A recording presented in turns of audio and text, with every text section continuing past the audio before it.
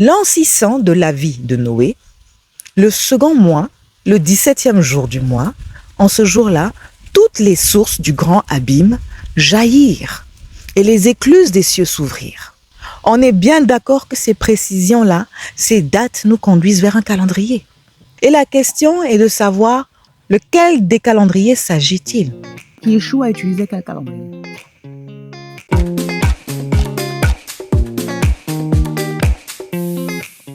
Coucou ma chérie, on dit quoi? Ça fait un bail!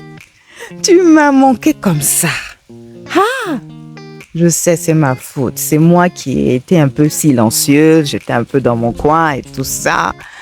Mais bon, il faut bien que je m'installe, non? Tu es au courant, non? Donc voilà. Ah, enfin, le Seigneur a fait. J'ai tabouré, maintenant je peux m'asseoir. Et puis on peut congosser tranquillement. N'est-ce pas? J'espère que tu vas bien. Que l'année s'annonce bien pour toi.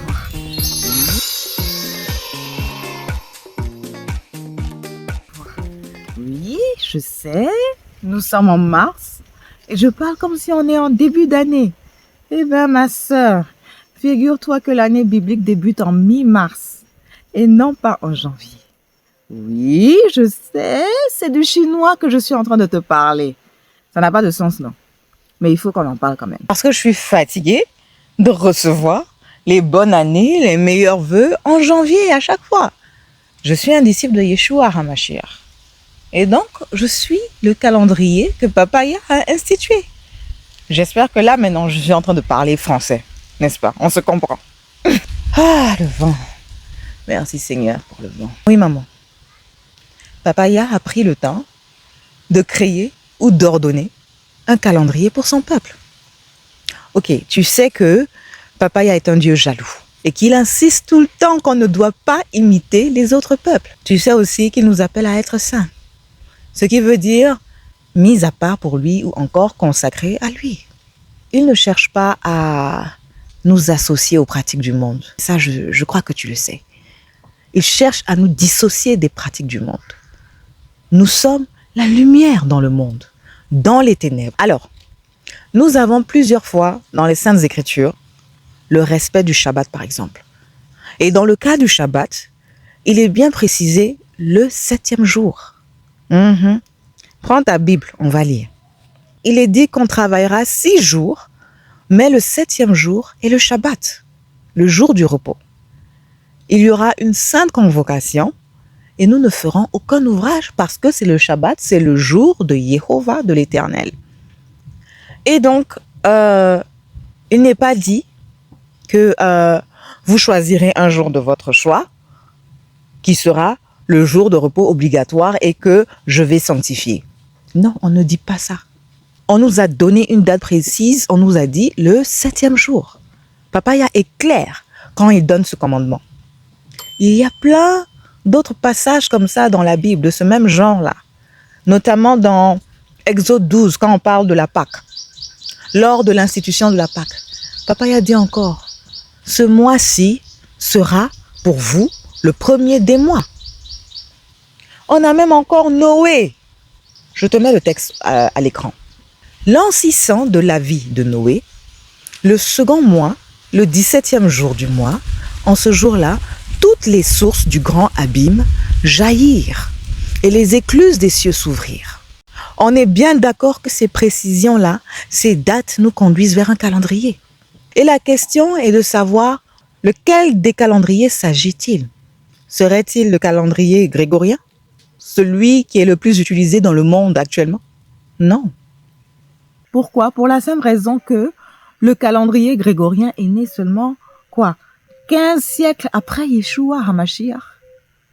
Et le calendrier grégorien est une version modifiée du calendrier julien, qui a été conçu environ 45 ans avant Yeshua, mais n'a jamais été utilisé par les Hébreux dans le culte rendu à Elohim. Donc Yeshua utilisait quel calendrier? Serait-il le calendrier lunaire musulman ou le calendrier lunaire rabbinique? Non.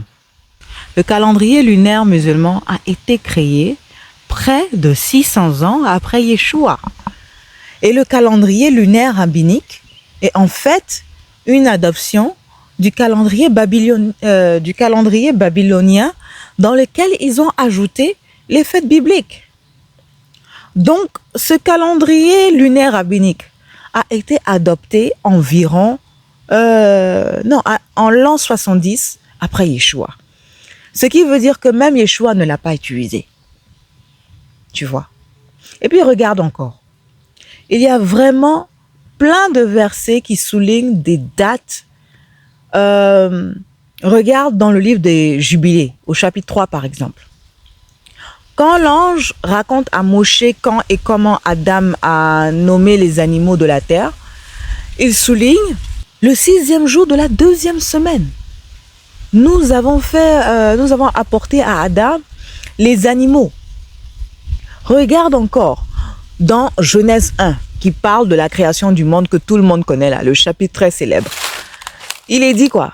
Dieu appela la lumière jour et il appela les ténèbres nuit. Ainsi, il eut un soir et il eut un matin. Ce fut quoi? Le premier jour. Ce qu'on remarque ici, c'est que dès la création, Papaya démarre avec la notion du temps ou d'un calendrier.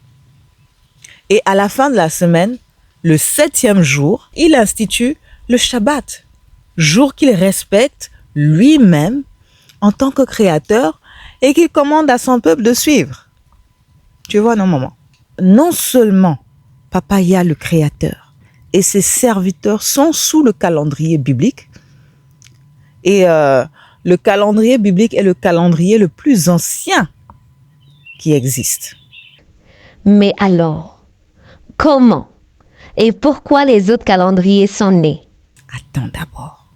Je vais t'expliquer, mais avant, permets-moi de terminer avec l'épisode du calendrier biblique. Il y a des petites choses, tu vois, que tu dois connaître en tant que maman. Faut pas attendre que Papou te pose des questions pour paniquer ou pour ressembler à un canard devant une brosse à dents. Dans ton bleu là, c'est là maintenant tu vas commencer à me chercher ou bien à chercher mon numéro pour me transférer ton problème. Je te dis, j'aurai pas le temps de te répondre. Si ça se trouve, je serai occupée. Je serai en pleine session de câlin avec mon chéri Coco. Donc là, faut même pas arriver.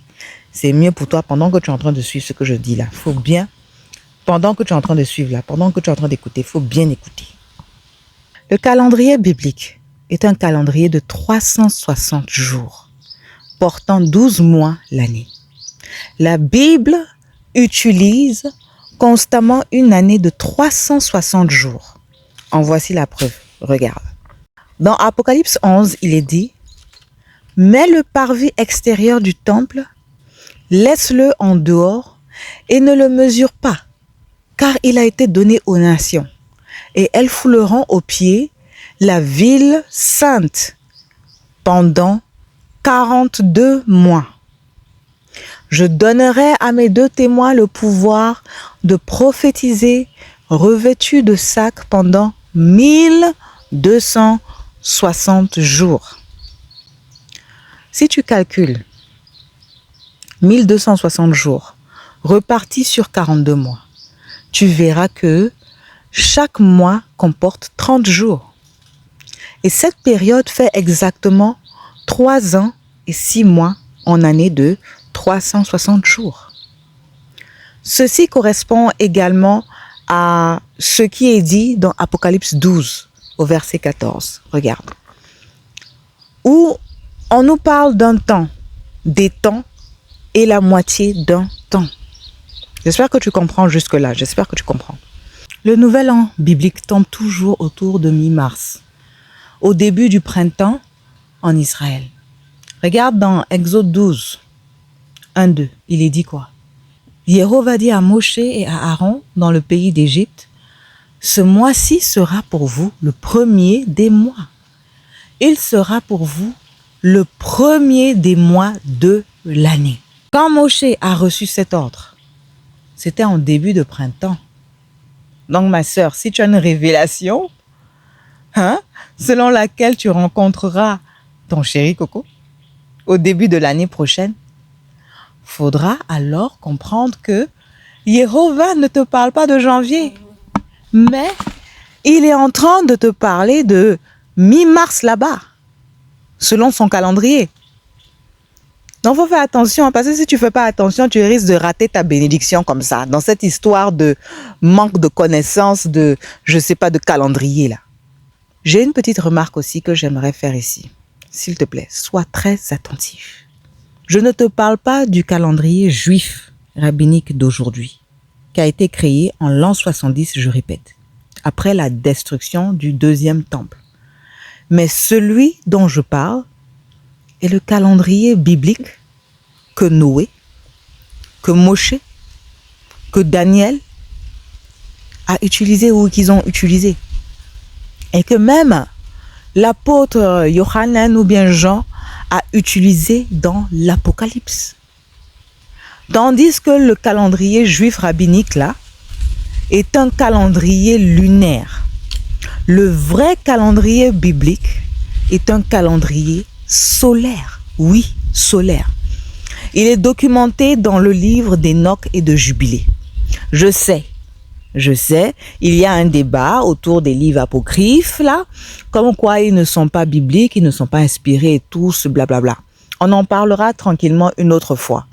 Mais pour l'heure, considère-les. C'est très important. Donc, le premier mois Abib en hébreu a toujours lieu en mars.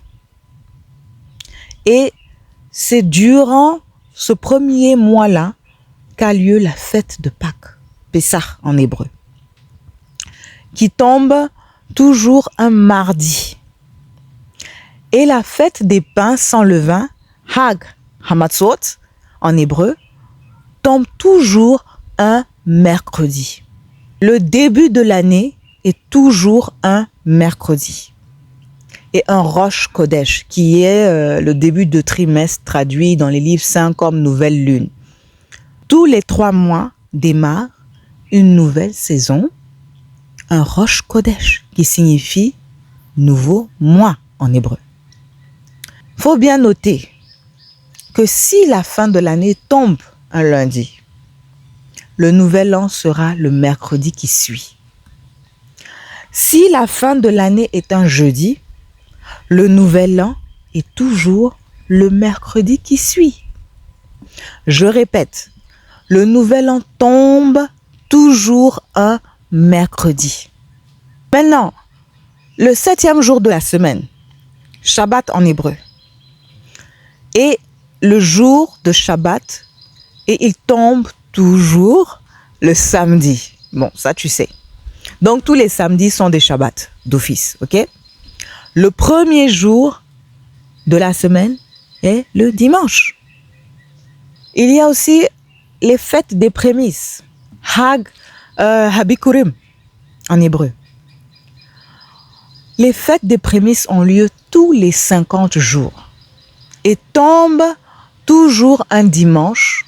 Au passage, Shavuot également, la fête de Pentecôte en français a toujours lieu un dimanche durant le 3e mois biblique. Ça ne change pas.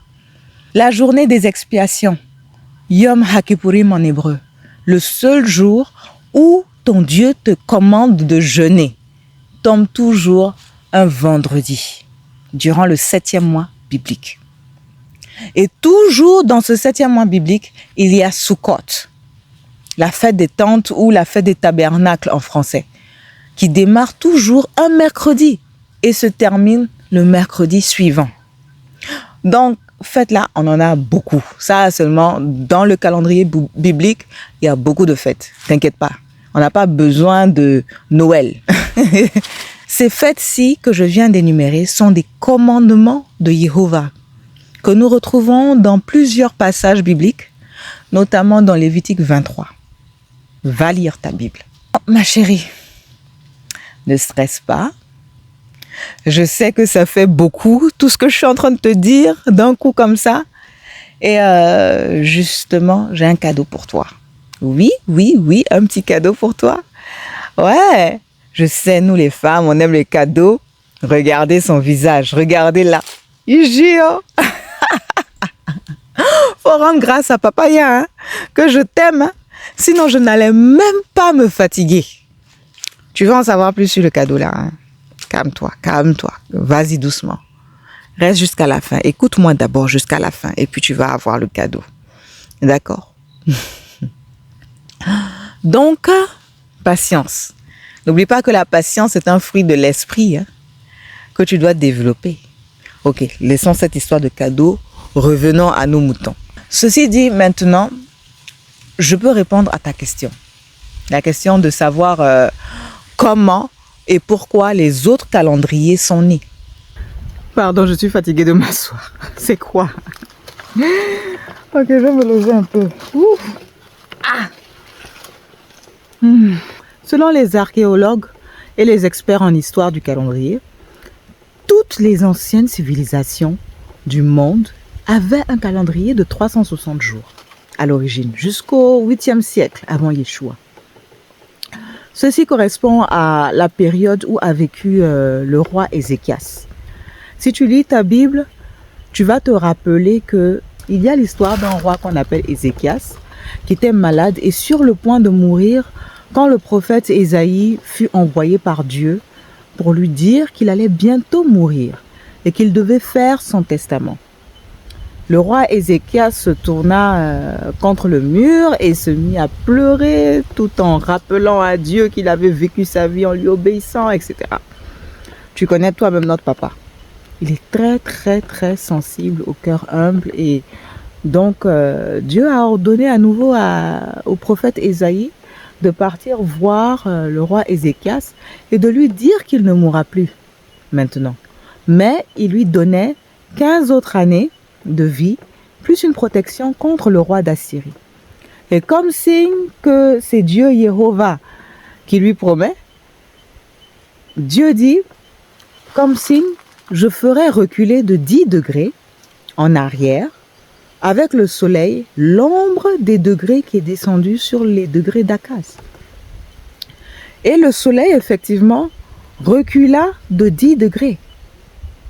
Je ne sais pas si tu comprends. Sur les degrés où il était descendu. Donc, en plus simple, Dieu dit, voici le signe par lequel tu sauras que c'est moi, Jéhovah, qui t'a parlé. Je vais faire reculer le temps. Waouh! Ça, ce sont les prodiges de Papaya. Tu pourras retrouver cette histoire dans Ésaïe 38, si je ne me trompe pas. Et donc, ce miracle, ou ce signe donné au roi Ézéchias, avait causé justement le dérèglement du calendrier de 360 jours dans le monde entier. Au point où même les pygmées, oui, les pygmées même, ont dû se dire, la journée d'aujourd'hui, là, a trop duré, hein. Juste pour rigoler. Mais bon, en faisant reculer de 10 degrés l'ombre du soleil sur le cadran solaire, Dieu venait d'arracher le temps universel à l'humanité. Tu vois? Et ce temps va devenir ainsi une propriété exclusive de Dieu dans ses rapports avec ses bien-aimés, les Israélites. Ce recul de 10 degrés du soleil a eu des persécutions sur toutes les anciennes civilisations qui utilisaient un calendrier de 360 jours. En Égypte, par exemple, vers le 7e siècle avant Yeshua, tout pharaon qui accédait au pouvoir devait passer par une cérémonie au cours de laquelle il devait promettre qu'il ferait tout son possible pour réparer le calendrier et qu'il va soutenir le dieu soleil, Ra, dans sa maladie, si tu comprends. Les Égyptiens avaient donc ajouté 5 jours intercalaires au calendrier de 360 jours. Ils sont les premiers à avoir eu un calendrier de 365 jours. Ce n'est pas étonnant que Jules César, le créateur du calendrier julien, Jules, voilà, ait choisi l'Égypte. Où, le vent, merci Seigneur, il fait chaud. Et donc, ce n'est pas étonnant que Jules César ait choisi l'Égypte, où il regroupa les sages de toutes les religions pour créer le calendrier julien de 365 jours et un quart. Les Grecs et les Babyloniens, quant à eux, avaient commencé à ajouter un mois intercalaire, chaque 3 ou 4 ans. Et très tôt, ils se sont tournés vers un calendrier lunaire. Et les Éthiopiens aussi ont gardé le calendrier solaire de 360 jours avec 12 mois de 30 jours chacun. Mais ils ajoutent un mois intercalaire chaque 5 ou 6 ans à cause de ces degrés-là que Papaya a fait. Tu vois un peu? Voilà un peu l'histoire du calendrier. Je t'avais dit que j'avais un petit quelque chose pour toi. Ou bien, je n'ai pas oublié. Voilà, pour simplifier ton adaptation au calendrier biblique qui est nouveau pour toi et pour faciliter ta coordination entre ta vie active, ta vie spirituelle, professionnelle et tout ça, j'ai mis en page un calendrier qui transpose le calendrier biblique sur le calendrier grégorien. Comme ça. Comme ça, je crois que ce sera beaucoup plus facile pour toi de t'y retrouver. Et dedans, tu as les jours fériés bibliques, les fêtes bibliques. Tu as une zone même pour ajouter tes propres notes et bien plus. Donc, écoute bien. Je ne veux pas entendre que Manassé est une menteuse. Donc, pardon. Il faut bien l'écouter. Tu vas dans la barre de description de cette vidéo-là. Je n'ai pas dit dans les commentaires. J'ai dit barre de description. Ok? Une fois que tu es dans la barre de description de cette vidéo, en lisant le contenu, tu vas tomber sur le lien du calendrier biblique. Et donc, tu cliques dessus. Et tu suis exactement les instructions jusqu'à obtenir le calendrier dans ta boîte mail. N'oublie pas, la patience est un fruit de l'esprit. Donc, je vais voir si tu es une disciple de Yeshua ou pas. Ok. Bon, j'ai assez parlé, je suis même fatiguée. Je vais te laisser. Et surtout, que Yah bénisse ta maison et toi au nom de Yeshua HaMashiach. Allez, je te fais de grosses bises au cacao. Shalom.